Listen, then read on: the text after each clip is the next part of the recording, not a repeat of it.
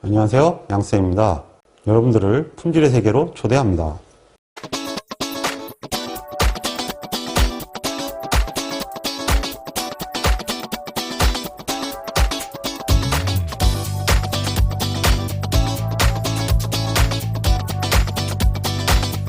이번에는 품질 경영의 개념입니다.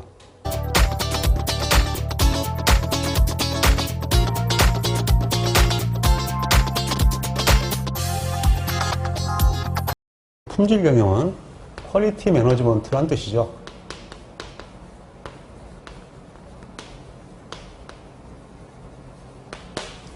그래서 약자로 QM이라고 합니다. 대략적으로 1990년을 전후해서 만들어졌고요. 이것을 주창한 사람은 크로스비로 알려져 있습니다. 품질 경영은 어떤 활동이냐 하면 기본적으로 국가에는 헌법이 있는 것처럼 최고 경영자가 먼저 품질 방침을 선포하는 것부터 시작이 되고요. 그리고 목표와 책임을 정합니다. 그리고 타겟이 있어요. 고객. 그래서 전체적으로 고객을 만족시키기 위해서 하는 행위를 품질 경영 활동이다 이렇게 얘기를 하고요. 이 품질 경영 활동은 4개의 서브 요소로 나눠집니다. 이 서브 요소가 무엇이냐는 질문이 나오기도 하기 때문에 기출문제를 잘 확인해 주셔야 되는데요. 이 4개의 서브 요소에 대한 설명은 ISO 9000의 용어 해설에 되어 있으니까 그때 가서 자세히 설명하도록 하겠습니다. 일단은 품질을 기획하고 품질을 관리하고 품질을 보증하고 품질을 개선하는 건데 이것이 잘 안 외워지면요 이렇게 외우시면 됩니다. I, C파 이렇게 하면 욕 비슷하긴 한데 I는 품질 개선을 얘기하고요. 그 다음에 C는 관리, 컨트롤, P는 플랜, 기획이죠. 그리고 A는 어슈어런스, 보증을 의미합니다.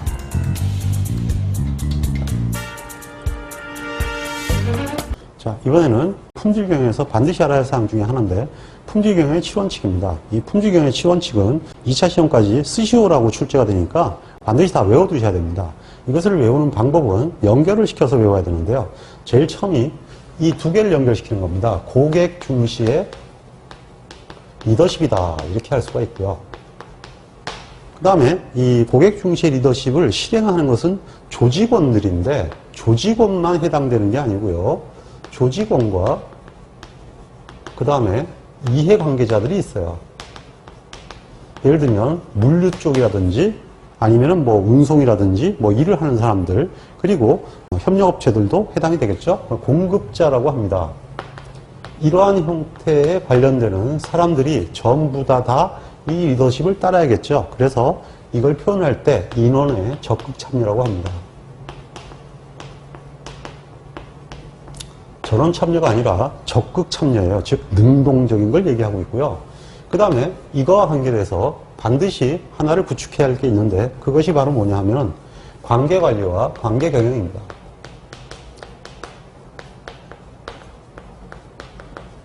뭐 관리는 관리고 경영은 경영이지 이걸 왜 구분하느냐 그러는데 이유가 있습니다. 이 관계관리는 공급자를 대상으로 얘기를 해요. 공급자는 협력업체를 얘기하거든요. 그러니까 협력업체들이 기본적으로 우리가 움직이는 리더십 그대로 따라와야 된다. 그러니까 얘들이 관리 대상이다 이런 얘기예요. 그러니까 당연히 관계자 관리가 되겠죠. 그리고 관계경영 대상은 누구냐면 고객입니다. 컨슈머예요. 이 고객들은 관리 대상이 아니죠. 고객들을 근간으로 해서 우리가 경영을 해야 되는 거 아니겠습니까? 그래서 관계 경영을 한다는 얘기는 무슨 얘기냐면 고객 중심의 경영을 한다 이런 얘기가 되겠습니다. 그래서 반드시 이건 관계관리, 관계경영이라 해야 되지 둘 중에 하나만 쓰면 이건 틀린 얘기가 돼버려요. 2가지가 다 대상이 된다 이런 얘기가 되겠습니다. 자, 그렇게 되면 일단 4가지가 됐죠. 그 다음에 이것이 조직 운영이라면 뭔가 문제를 하려면 코어 툴이 있어야 될 거 아닙니까? 이 코어 툴에 대한 사고방식이 이겁니다. 첫 번째가 프로세스 접근이에요. 어떠한 문제를 프로세스로 접근한다는 얘기는 뭐냐 하면은 생산관에서 배우실 때 IPO다라는 거 배우셨죠? 즉 인풋, 프로세스, 아웃풋 이거 가지고 IPO 시스템이라고 했는데 품질관에서는 이 앞에 먼저 뭐가 붙냐 하면은 S가 붙습니다. 서플라이어, 공급자. 그 다음에 뒤에는 컨슈머의 C가 붙습니다. 그래서 C포크라 그래요. 이 C포크 체계의 전체에 걸쳐서 문제를 찾는다. 그래서 프로세스 접근이라고 합니다. 흐름상에서 보는 거죠. 그러면 이 프로세스적인 접근을 통해서 우리가 근본적으로 이걸 개선 활동을 해나가게 되는데요. 이 개선을 하기 위해서는 먼저 무엇인가 근거가 있어야 되죠. 그 근거가 바로 뭐냐 하면은 증거를 기반으로 해야 되고 거기에 따른 의사결정을 해야 된다. 그래서 증거 기반 의사결정이다. 이렇게 얘기를 해요. 자, 이 7가지의 원칙에 대한 연결관계 아시겠죠? 예, 이것은 이렇게 연결관계로 학습해 두시면 잊어먹지 않고 확실하게 기억할 수 있을 거예요. 기출문제를 반드시 확인해 두시기 바랍니다. 자, 그리고 품질 경영을 이해하려면 먼저 품질이 뭔 줄 알아야겠죠? 품질은 뭐라고 딱히 정의하기가 그렇게 쉽지 않은, 굉장히 간단한 것 같지만 굉장히 폭이 넓은 얘기가 됩니다. 그래서 이것을 정의하기가 굉장히 까다로운데요. 이것을 그래도 효과적으로 정의하신 분이 가빈 박사입니다. 이 가빈 박사는 품질을 8가지로 분류해서 정의를 했는데요. 내용을 보면 이렇습니다. 먼저 당연히 성능이 먼저 들어갑니다. 성능이 품질의 제일 비교 항목이고 당연하죠. 네, 이거 말고도 이제 7가지를 제시했는데 먼저 그 제품을 표현할 수 있는 특징, 장점이죠. 즉 뭔가 차별화되어 있는 거, 이런 게 얘기가 될 거고요. 그리고 기본적으로 설비가 고장나면 안 되니까 신뢰성이 중요할 거고요. 그리고 고장과는 좀 개념이 다르죠. 튼튼해야 할 겁니다. 내구성이 필요하겠죠. 그리고 내가 사용하고자 하는 용도에 맞아야겠죠. 그래서 적합성까지 얘기가 됩니다. 그리고 물건을 선택을 할 때 접근성이나 그 다음에 물건을 파는 종업원이나 또는 AS 요원이 얼마나 내 마음에 들게 행동을 했느냐, 즉 세칭, 서비스도 당연히 품질 항목에 포함이 되게 됩니다. 그리고 이제 또 하나는 뭐냐 하면은 본인의 그 취향입니다. 기본적으로 사람마다 여러 가지로 취향이 조금씩 차이가 있는데 그 취향이 고객한테 맞아야겠죠. 네, 그래서 그것을 신미성이라고 합니다. 그리고 마지막으로 무엇보다도 중요한 품질 특성이 하나 있습니다. 그걸 가지고 인지 품질 또는 감성 품질이라고 하는데요. 이 자체가 바로 뭐냐 하면은 명품 같은 브랜드 파워입니다. 예를 들면 외국 출장 갔다 오면 남자들 같은 경우는 발렌타인 30년을 사갖고 왔어. 그거 먹었어. 자랑스럽게 얘기하거든요. 그 다음에 샤넬 백 같은 거는 하나쯤 받아야 돼. 뭐 이렇게 생각하는 사회 풍속도라든지 내 차는 에쿠스야, 뭐 내 차는 벤츠야, 뭐 이렇게 그런 형태가 바로 뭐냐 하면 내가 갖고 있는 건 좋은 거야. 그러니까 내가 자랑스러워. 이렇게 얘기한다는 얘기거든요. 그러한 형태도 품질의 핵심 요인이 하나인 것은 틀림없다. 그러다 보니까 명품이 나오는 거죠. 그래서 축구도 프리미어 리그가 굉장히 그 돈을 많이 버는 게 전 세계 그 축구 게임 다 팔아먹는 거 아니겠습니까? 이러한 경우도 품질에서 빼놓을 수 없는 장르가 되는 것이 사실입니다. 자, 이와 같이 가빈의 품질과 8가지 차원은 다양성을 얘기하고 있는데요. 간혹 출제되어 있는 문제들이 있으니까 기출문제를 참조하여 학습해 두시기 바랍니다.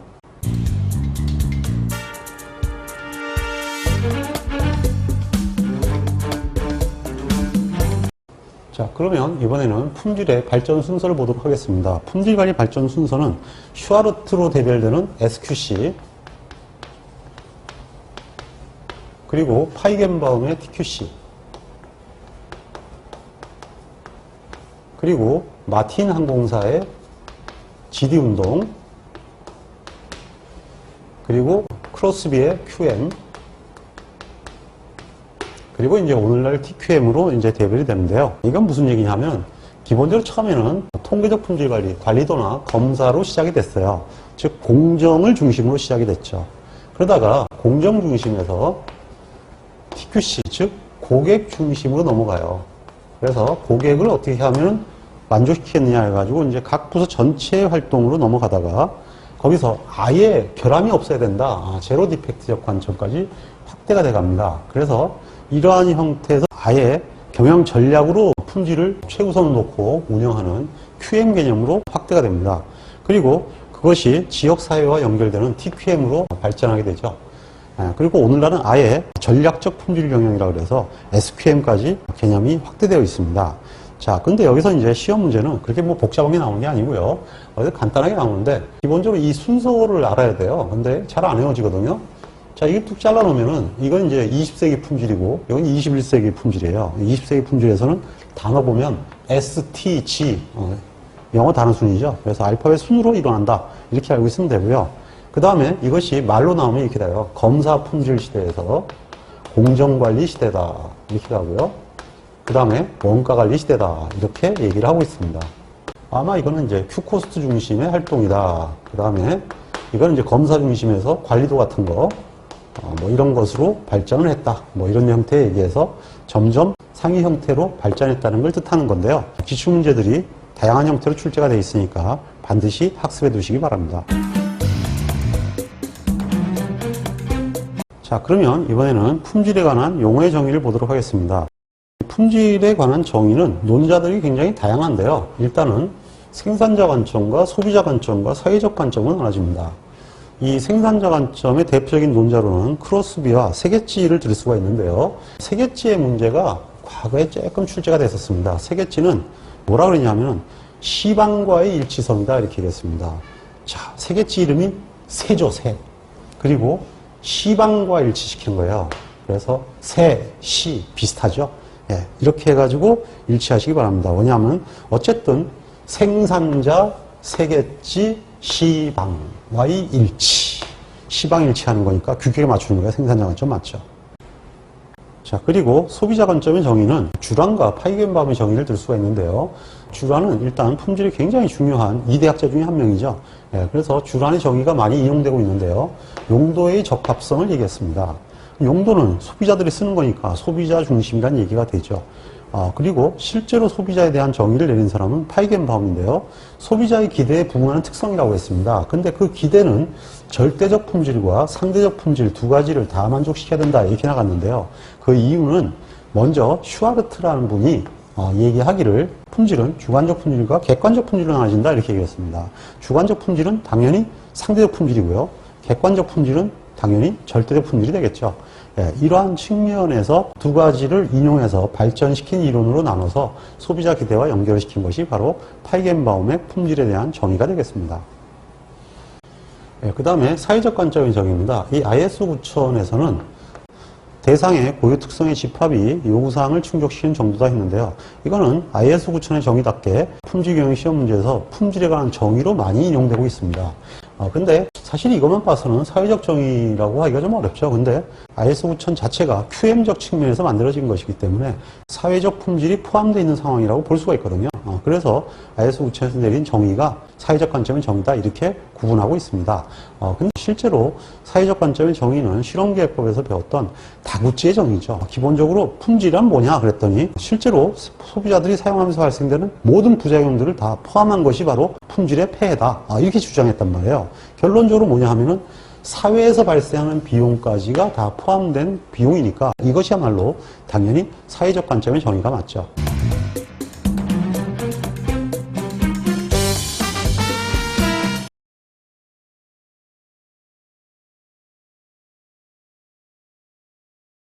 자, 이번에는 관리에 관한 정의를 알아보도록 하겠습니다. 관리는 기본적으로 현 상태를 지키는 것이 이제 유지 관리고요.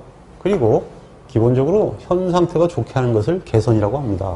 그래서 유지 관리와 개선인데 이 관리란 현재의 상태를 유지해서 이러한 돌발 불량이 나타나지 않게 하는 것, 이러한 활동과 현재보다도 현저하게 개선을 시키는 이러한 현상 타파를 포함한 활동을 관리라고 합니다. 그래서 관리는 두 가지예요. 유지관리와 개선. 객관식 시험에도 나와 있으니까 참고하시고요. 그리고 이러한 형태의 행위를 하기 위해서는 어떠한 형태의 활동을 해야 되는데 그것이 바로 뭐냐 하면은 PDCA 활동이다. 그래서 관리의 PDCA 사이클이라는 표현을 씁니다. 이건 무슨 얘기냐 하면요. 일단 표준을 계획을 해요. 그래서 이 표준을 계획을 해서 교육을 하고 실행을 해서 제대로 됐는지를 확인을 합니다.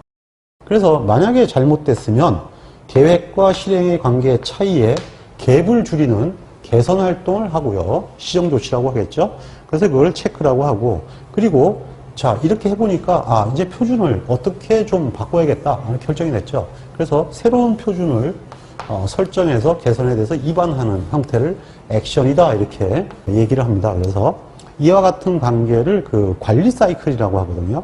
과거에 관리 사이클에 대해서 문제 출제된 것이 조금 있었으니까 기출문제를 참고해서 반드시 확인해 두시기 바랍니다.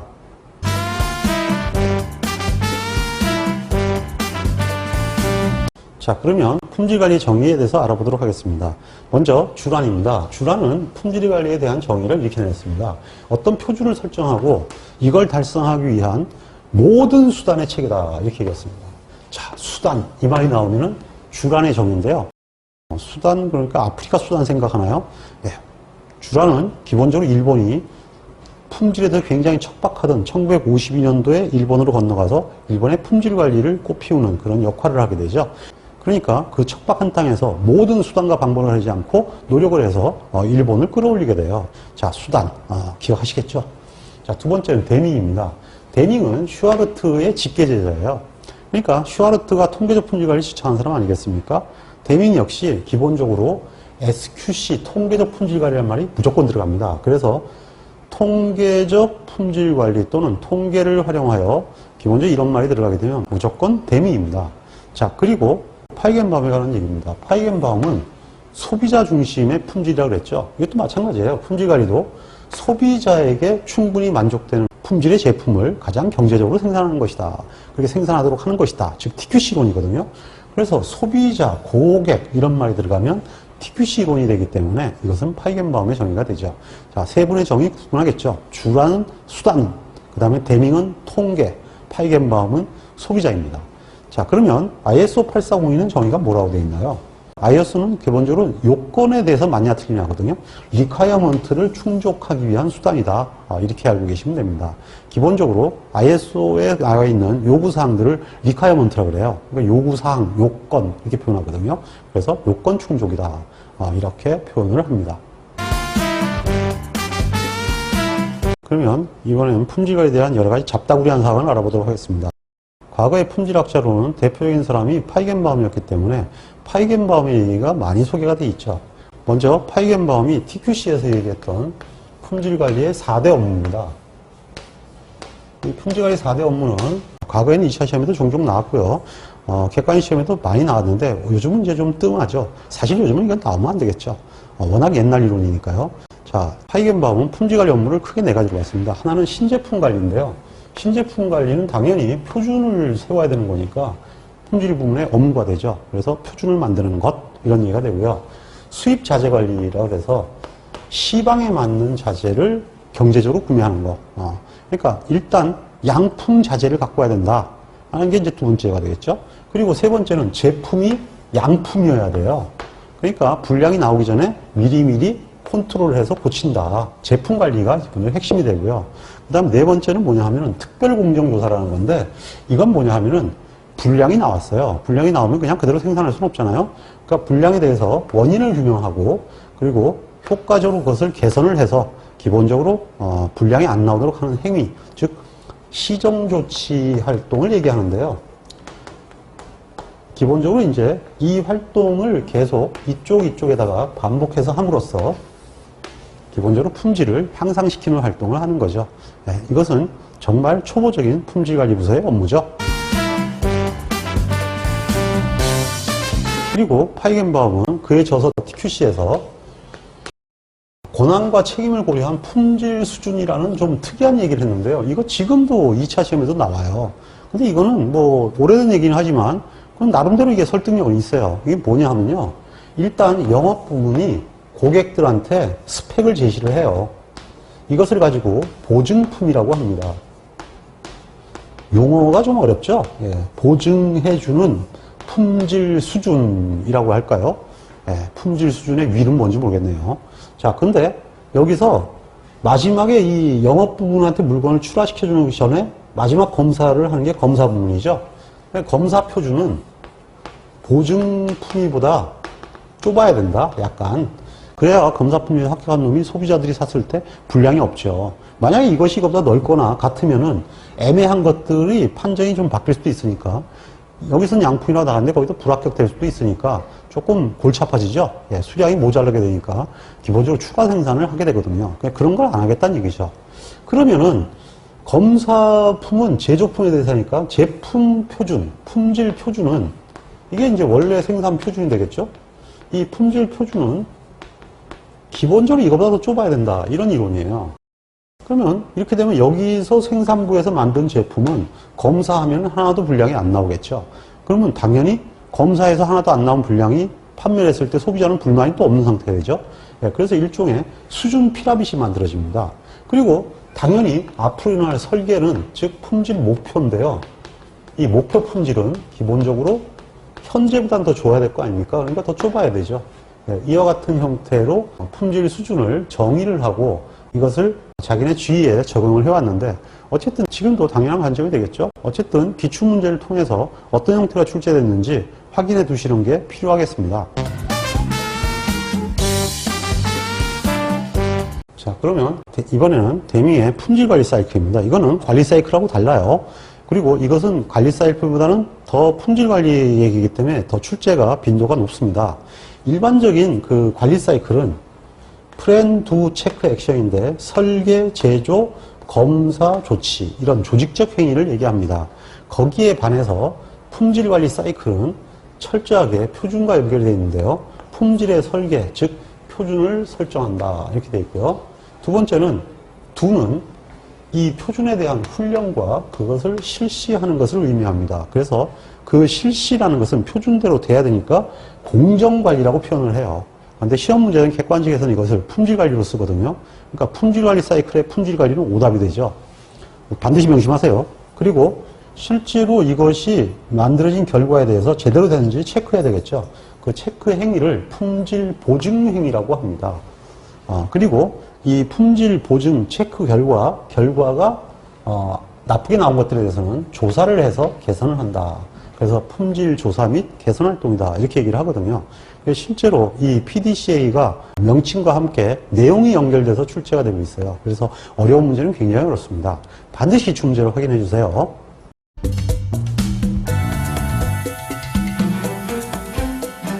자, 그리고 일본에서 만들어진 1970년대 기법으로 빼놓을 수 없는 것이 방침관리라는 것이 있습니다. 지금은 이제 거의 쓰지 않는 건데요. 제가 대학 졸업하고 입사하던 80년대 중반에 그때 우리나라 기업들은 방침관리를 수행하고 있었고요. 그러니까 저도 입사하면서 자연스럽게 방침관리를 그 당시에 하게 됐었고요. 방침관리 교육도 받고 그랬습니다. 자, 이 방침관리는 기본적으로 뭐냐 하면은 경영 목표를 달성하기 위한 수단인데요. 결과보다는 프로세스, 과정을 중시한다. 이것이 다릅니다. 결론이 이건 무슨 얘기냐면 당시에 미국에 목표관리라고 있었는데 이 목표관리가 결과 중심의 관리 방식이었는데요. 일단 그 일본인들이 생각하기에 그거 아니고 기본적으로 과정도 중시해야 된다. 이렇게 생각을 하게 된 거예요. 그래서 결과를 무시한다기보다는 과정도 중시하는 형태의 활동으로 생각한 것이 방침관리였다. 이렇게 되어 있습니다. 그래서 방침관리는 매 분기마다 맨날 방침 보고회 하고 자료 만들고 막 그랬었어요. 그러니까 너무 과정을 중시하다 보니까 페이퍼가 굉장히 많았죠. 어쨌든 간에 이 방침관리를 전개하는 방법은 방침을 먼저 세우고요. 연도 방침 그래가지고 방침과 함께 목표를 세우는데 이 목표는 QCD를 중심으로 세웁니다. 이 QCD를 중심으로 세우는 것을 기능별 관리라고 합니다. 그래서 품질력 측면에서 목표가 어떻게 되고 원가 측면의 목표가 어떻게 되고 그 다음에 납기 측면의 목표가 어떻게 된다 이렇게 세워요. 그래서 이것을 기본적으로 전사 시책을 만들어 가지고 내려보내면 각 부문들이 부문별 시책을 만들어요. 그래서 이 부문별 시책을 만들어서 이것을 각각 부문들이 전부 이것들을 맡죠. 그래서 이것을 분담해서 진행하는 그러한 형태의 관리 방식으로 접근하는데 이것을 기능별 관리라고 합니다. 기능별 관리는 굉장히 어려워 보이지만 실제로 기출문제가 뚜렷이 나와 있는데요. 무조건 QCD 얘기가 나오면 기능별 관리입니다. 그리고 이 자체는 그냥 목표를 가지고 TFT로만 진행하는 것이 아니고 각 부문들이 전부 다 참가해서 역할을 나눠서 진행을 하죠. 근데 기본적으로 이 부문들이 이 역할을 하는데 일반적으로 그냥 할 수 있는 것들은 일상관리죠. 일상관리는 이거는 기능별 관리라고 안 하고요. 일상관리는 그냥 쉽게 할 수 있는 거 아니겠습니까? 그래서 이건 그냥 부문이 알아서 한다 그래서 이건 부문별 관리라 그래요.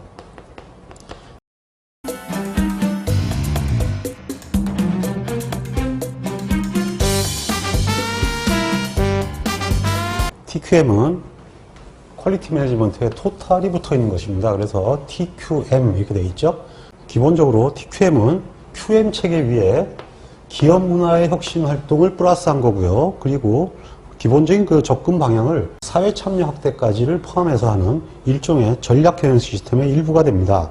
그래서 TQM에는 기본적으로 5요소가 부각이 되는데 이러한 TQM을 추진하는 데는 C포크 전체에 의해서 추진이 되는 거기 때문에 서플라이어에서부터 커스터머에 이르기까지 그리고 조직은 당연히 톱과 조직원 전체가 프로세스를 중심으로 일어나게 됩니다. 이렇게 관련되는 5가지를 TPM의 5요소라고 합니다. 그래서 미국에서는 이렇게 TQM 활동을 잘하는 기업들을 발굴하고 그 내용을 소개해서 미국 기업 자체들의 경쟁력을 올리기 위해서 말콤 볼드리지 상이라는 것을 만들어서 운영하고 있습니다. 약칭으로 MB상이 됩니다.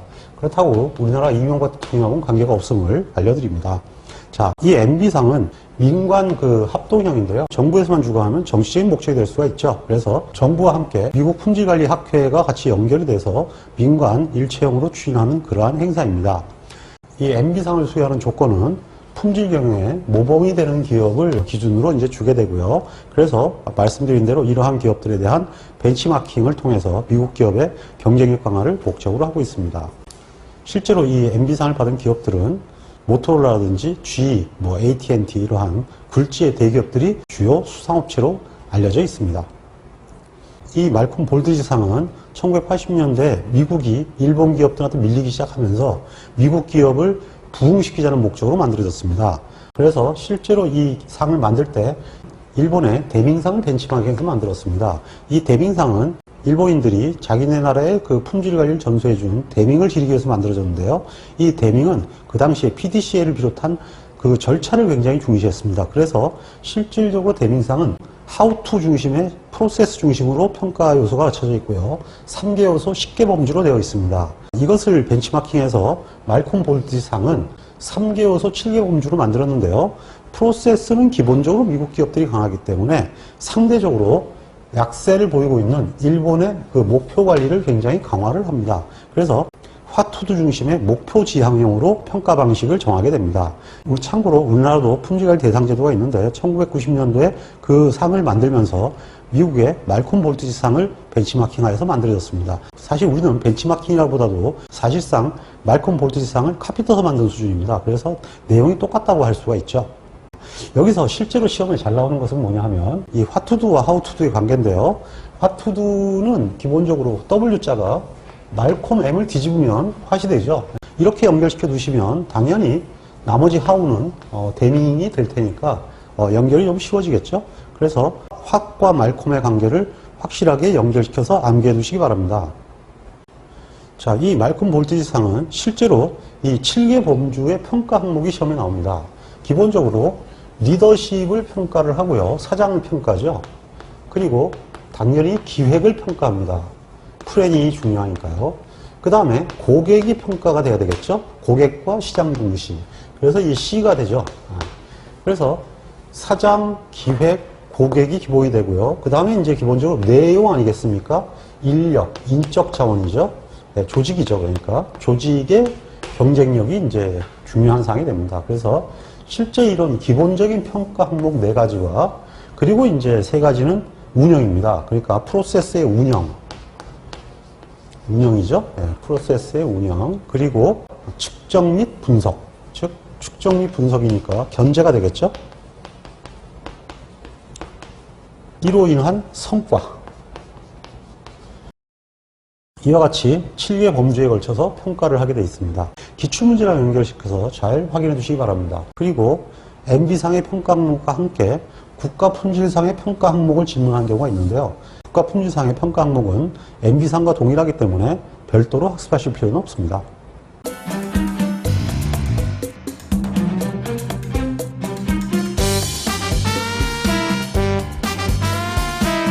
이번에는 최근의 개념인 전략적 품질 경영에 대해서 알아보도록 하겠습니다. 전략적 품질 경영은 SQM이라고 하는데 시장에서 확실한 성공을 보장받기 위해서 모든 측면에서 기획을 해서 문제점을 검토하고 확실한 방향을 수립해서 품질 경영을 전개하는 그러한 경영 방식을 뜻합니다. 첫 번째로 제시되는 것은 SQM의 추진 절차입니다. 이 SQM 추진 절차는 시험 문제도 나와 있는데요. 기본적으로 먼저 전략을 형성합니다. 전략의 형성이란 스와트 분석을 통해서 경영 전반을 정리한 후에 그 결과에 따라서 전략적 접근 방향을 수립하고 거기에 맞게끔 경영 방침, 경영 목표 및 경영 전략을 수립하는 방법입니다. 그리고 전략이 형성되었으면 두 번째는 전략을 실행을 해야겠죠. 그러기 위해서는 세부적인 계획을 세우고 예산을 편성하게 됩니다. 그리고 실행한 후에 그 성과를 평가하고 피드백하는 것이 세 번째 단계가 되겠죠. 자, 그러면 스와트 분석에 대해서 알아보겠습니다. 스와트 분석은 기업의 내부 역량을 강점과 약점으로 나눕니다. 그래서 설비가 강한지, 작업자가 약한지, 뭐 이런 식으로 내부의 5M 1위에 대해서 철저하게 분석을 하고요. 그리고 반면에 경영 환경에 대해서 기회와 위기원으로 나눕니다. 그래서 유리한 점은 기회로 정리하고 불리한 점은 위협으로 정리합니다. 그러면 각각의 이 약자들 SWOT를 따면 스와트가 되는데요. 이 항목들이 나오겠죠? 이 항목들을 연결을 시키면 어떠한 형태가 지금 문제인지를 알 수가 있게 되는데요. 이 문제들에 대해서 비전과 미션과 연계해서 우리가 전략을 수립하게 됩니다. 바로 이러한 과정이 전략의 형성이 됩니다. 이것은 실제 한 기업이 스와트를 정리한 예가 됩니다. 기회와 위협 그리고 강점과 약점으로 정리를 한 것인데요. 그래서 전략은 강점과 기회를 연결한 SO 전략과 그리고 약점과 위협을 연결한 WT 전략 그리고 약점과 기회를 연결한 WO 전략 그리고 강점과 위협을 연결한 ST 전략 뭐 이런 식으로 나눠서 전략들을 전개를 하는 그런 예가 되겠습니다.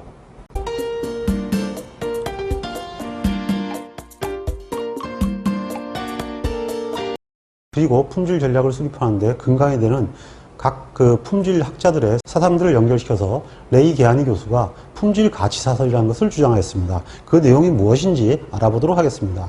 레이 게하니 교수의 접근법은 먼저 계층별로 일단 나눕니다. 첫 번째가 이제 제조 부문의 기본적인 활동으로 정리를 합니다. 그래서 제조 부문은 결국은 제품을 만드는 품질이다. 그래서 제조 부문의 품질을 제품 품질이다. 이렇게 얘기를 했어요. 이 제품 품질을 구성하는 기본적인 개념은 테일러의 검사 품질. 그러니까 검사라는 부분을 빼놓을 수가 없죠. 그리고 데밍의 공정관리, 즉 SQC입니다. 통계적 품질관리. 그리고 이시가와의 예방 품질.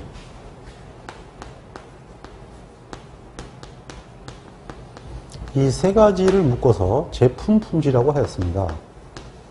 근데 그 위에는 이제 경영 측면의 접근법이 되는데요. 이 경영자가 가져야 할 마인드는 이 제품 품질의 마인드가 두 가지가 플러스가 되어야 된다는 얘기입니다. 하나는 뭐냐 하면은 다구치의 설계 종합 품질입니다. 그리고 크로스비의 원가 품질이죠.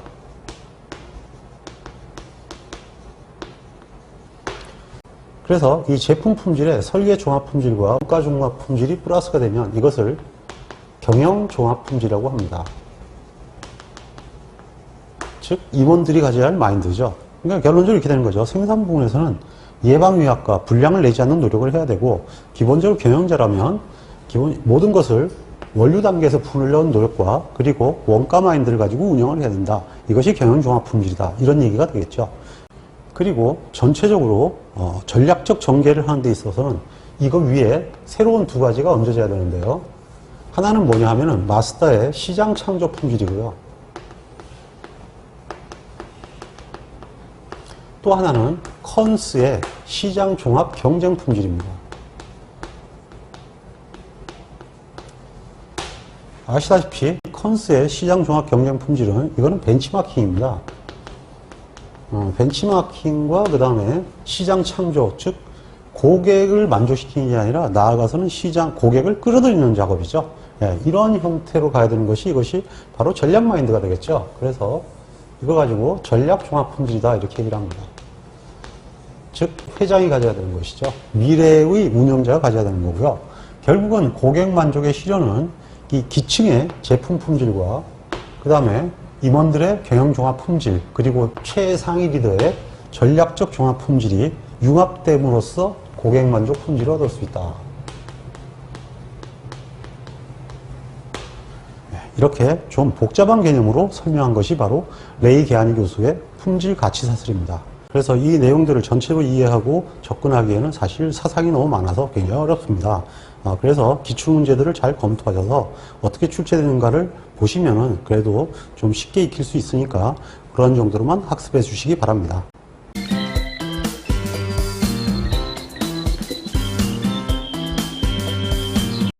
자, 그러면 주요 사상가들의 품질에 관한 전략적 사고를 좀 더 뜯어보고 가도록 하겠습니다.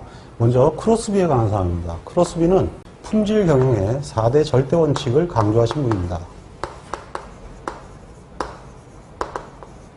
첫 번째 원칙은 고객의 요구사항, 즉 리커어먼트에 일치한다 이렇게 얘기했는데요. 리커어먼트에 일치한다고 보니까 아마 생산자 중심의 사고다 이렇게 품질이 정의가 되어 있는데 실제로는 그런 내용이 아니고요. 그 전제조건이 있습니다. 다만 이 고객의 요구사항은 정말 고객이 원하는 바에서 기초하지 않으면 아무 소용이 없다 이렇게 얘기하거든요. 결국은 고객 중심이라는 얘기가 되죠. 실제로 이분이 바로 품질 경영을 주창을 했는데 사실 생산자 중심으로만 접근했다 그러면 오히려 넌센스가 되겠죠. 두 번째는 고객의 요구사항을 만족하기 위해서는 통계적 품질 관리나 검사를 열심히 하는 게 아니고 처음부터 올바르게 만들어야 된다. 처음부터 올바르게 만들어야 되고 그리고 이렇게 하는 것은 바로 예방이 원칙이다. 그래서 예방사고를 똑같이 중시했어요. 그래서 이 예방사고에서 얘기한 원칙은 뭐냐 하면은 훈련, 규율, 리더십이다. 그래서 훈련과 규율과 리더십이 관리에 우선이 돼야 된다라는 것이 이제 이분의 사고가 된 거죠.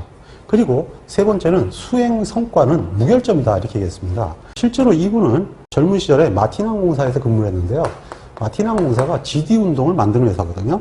이 GD운동은 제로 디펙트의 약자를 얘기합니다. 실제로 이 GD운동을 만들 때 중심적 역할을 수행했던 사람이 크로스비였습니다. 결론적으로 이분의 사고는 처음부터 불량 제로의 사고를 갖고 있는 분입니다. 그러니까 일반적으로 품질을 2배로 높게 할 거야. 즉 불량률을 50% 떨어뜨릴 거야. 이것이 일반적인 접근법인데 이분의 접근법은 기본적인 개념이 다릅니다. 이분의 관점은 처음부터 어떻게 하면 하루를 분량을 안 낼 수 있느냐. 그걸 관점으로 합니다. 그럼 하루를 분량을 안 낼 수 있으면 일주일 분량을 안 낼 수가 있고 일주일 분량을 안 낼 수 있으면 한 달 분량을 안 낼 수 있다. 이렇게 접근하는 사고를 가지신 분이죠. 그래서 목표 자체가 애시당초 무결점입니다. 그리고 근본적으로 기업의 품질 척도는 그 회사가 얼마나 품질 비용이 나오고 있느냐라는 걸 척도로 본다고 했습니다. 그러니까 기본적으로 그 회사의 품질 코스트만 보면 품질 수준을 알 수 있다. 뭐 이런 얘기가 되죠. 그러니까 이러한 4가지 절대 원칙을 보게 되면 레이 게아니 교수가 품질 가치사슬 에서 크로스비의 사상을 원가 종합 품질로 본 것이 무리는 아니라고 볼 수 있겠죠. 또 하나의 크로스비의 이론은 품질 성숙도 5단계입니다. 기본적으로 기업은 5단계로 품질이 발전하게 되는데 처음에는 품질의 무관심, 불확실성에서 기본적으로 이제 기업이 좀 어느 정도 규모가 돼가면 품질을 인식하게 된다. 그래서 품질관리 담당자도 두고 이렇게 바뀌는 정도가 되는데 그 단계를 각성이라고 합니다. 근데 뭐 담당자의 힘으로 좋아질 수 있습니까? 그래도 하려면 사장이 관심을 갖고 밀어붙여야 되지 않겠습니까? 그래서 그 활동 단계가 계몽 단계가 됩니다. 그러면 이제 회사가 어떠한 품질을 경영 도구로 두고 활동도 하기 시작한다는 얘기입니다. 근데 여기서 좀 더 발전하면 지혜 단계가 되는데 이 지혜 단계에서는 크로스비가 얘기하는 품질 경영의 4대 절대 요건을 기업이 이해를 하는 단계가 된다. 그리고 이러한 단계를 운영하는 수장은 품질 담당 임원이다. 이제 이렇게 얘기를 합니다. 그리고 여기서 한 단계 더 나가게 되면 확실성 5단계에 이르게 되는데 이 5단계에 이르게 되면 회사의 경영 시스템이 품질 경영 중심으로 움직여 나가게 된다. 즉 품질 경영이 경영의 필수적인 하나의 축이다. 이렇게 얘기를 하는 거죠. 이런 경우에는 당연히 품질 관리 담당자가 중요하게 됩니다. 그러니까 품질을 경영의 중심을 두려면 당연히 품질의 리더가 중역인 건 당연한 거 아니겠습니까? 이와 같은 방식을 품질 성숙도 5단계라고 하는데 기출문제가 소개되어 있으니까 참고해서 학습해 두시기 바랍니다. 그리고 이번에는 컨스의 시장 경쟁 종합 품질에 대해서 알아보도록 하겠습니다. 컨스는 제록스의 리더로서 벤치마킹을 하나의 접근 방식으로 삼습니다. 이 벤치마킹은 당연히 비교 과정이 되는데요. 일반적으로 벤치마킹은 경쟁사만 벤치마킹하는 게 아니라 경쟁사가 아니더라도 벤치마킹 대상이 될 수가 있고 기본적으로 그 회사가 성공 사례가 아니라 실패 사례조차도 벤치마킹 대상이 될 수 있습니다. 왜냐하면 이것을 그대로 쓰는 것이 아니라 이를 거울 삼아 가지고 우리 회사에 적합한 게 무엇인가, 우리 회사에 나오는 위기가 무엇인가를 찾아가지고 이를 발판으로 새로운 방향을 모색하는 창조적 모방 과정이기 때문입니다. 이것이 기본적으로 컨닝하고는 다른 점이죠. 실제로 그러다 보니까 컨스는 이와 관련돼서 여러 가지를 직원들에게 당부를 했는데요. 첫 번째는 무조건 1등을 추구하는 건 맞는데 이 사람은 1등 추구보다는 1등을 하고 싶으면 품질의 중심을 가져라. 일반적으로는 1등을 목적으로 기본적으로 품질을 사용한다는데 그게 아니라 품질을 해야만 1등이 될 수 있다 이거죠. 그러니까 품질을 하지 않으면 기본적으로 1등이라는 건 있을 수가 없다. 그러니까 품질이 기준이 돼야 되고 그 품질을 바탕으로 1등에 도전해야 된다.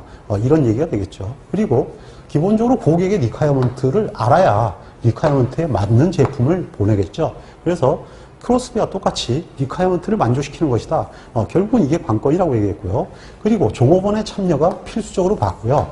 이분이 얘기한 것 중에서 가장 인상에 담는 얘기가 뭐냐 하면 가장 경제적인 개선 방법은 오류 방지 작업이다. 즉 예방의 원칙이죠. 결국은 이 내용을 보게 되면 컨스나 크로스비는 거의 같은 맥락으로 주장을 해왔던 것을 알 수가 있습니다. 그러니까 품질은 왕도가 없고요. 예방의 원칙과 그리고 시장 중시 원칙을 가지고 접근을 한다면 기본적으로 그것이 바로 전략적 품질 마인드가 된다는 얘기죠.